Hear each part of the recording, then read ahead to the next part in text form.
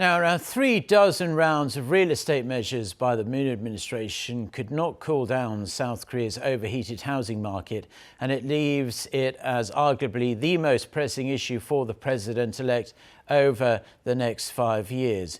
Yoon Suk-yeol says he aims to take a more market-oriented approach to the issue, increasing the housing supply through the private sector. Kim Sang-min with this report. The unaffordable cost of housing was one of the biggest concerns for South Korean voters, with the average apartment price jumping almost 40% over the past 5 years.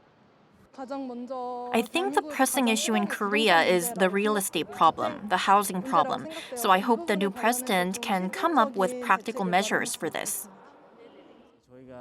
As a member of the MZ generation, we are experiencing a lot of difficulties in housing, and I hope the next president can solve those issues.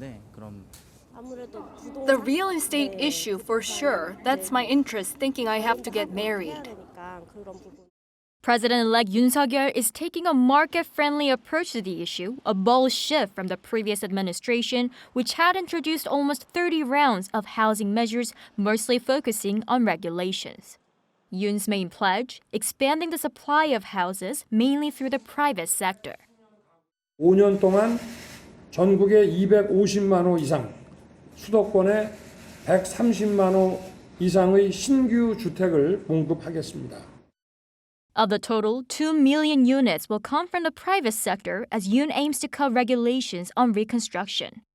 For example, it'll be easier for residential buildings of over 30 years old to qualify for demolition and rebuilding. At the same time, by allowing buildings to be rebuilt bigger and taller, they'll be able to provide more homes. The People Power Party is already in action, proposing to lower the bar for reconstruction in their first bill since Yoon's victory. Changes will also be made to ease the tax burden on homeowners. Yoon aims to lower the so-called comprehensive property tax, a national tax levied separately from local property taxes on properties valued at more than 1.1 billion won, or around $880,000. 종부세는 그냥 폐지하는 것이 아니라 재산세와 두 개를 합쳐가지고 합당한 과세를 하겠다 이렇게 말씀을 드렸습니다.